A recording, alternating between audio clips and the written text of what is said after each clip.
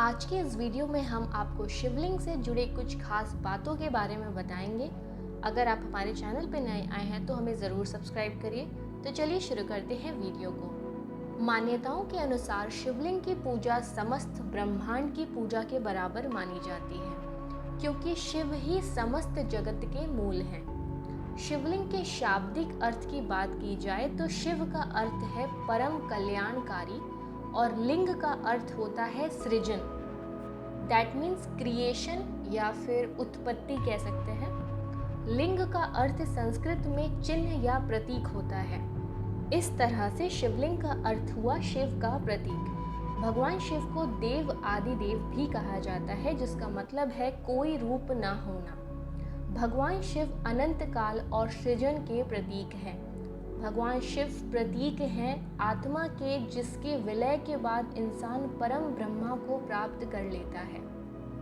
तो आइए जानते हैं कि शिवलिंग की उत्पत्ति हुई कैसे आखिर। लिंग महापुराण के अनुसार एक बार भगवान ब्रह्मा और विष्णु के बीच श्रेष्ठता का विवाद हो गया था। जब उनका विवाद बहुत अधिक बढ़ गया, तब अग्नि की ज्वालाओं के लिपटा हुआ लिंग भगवान ब्रह्मा और भगवान विष्णु के बीच आकर स्थापित हुआ था।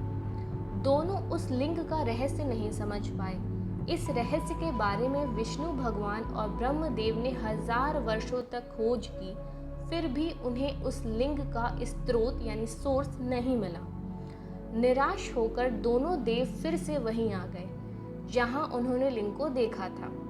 वहां आने पर उन्हें ओम की ध्वनि सुनाई दी, जिसको सुनकर उन्हें अनुभव हुआ कि यह कोई शक्ति है, और उस ओम के स्वर की आराधना करने लगे।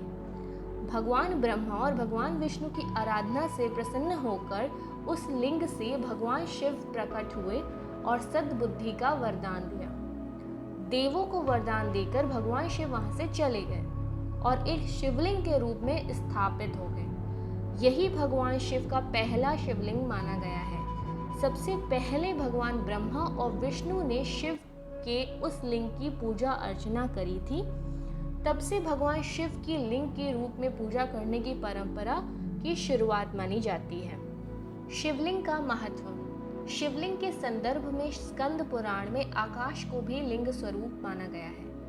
शिवलिंग वातावरण सहित घूमती हुई पृथ्वी तथा समस्त अनंत ब्रह्मांड की धुरी है। That means you can say that कि एक शाफ्ट है या फिर एक पिन है जिस पर कोई चीज़ घूमती है।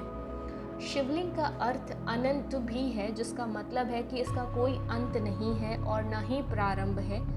वायु पुराण के अनुसार प्रलय काल में प्रत्येक महायुग के पश्चात समस्त संसार इसी शिवलिंग में मिल जाता है और फिर संसार इसी शिवलिंग से सृजन यानी क्रिएट होता है।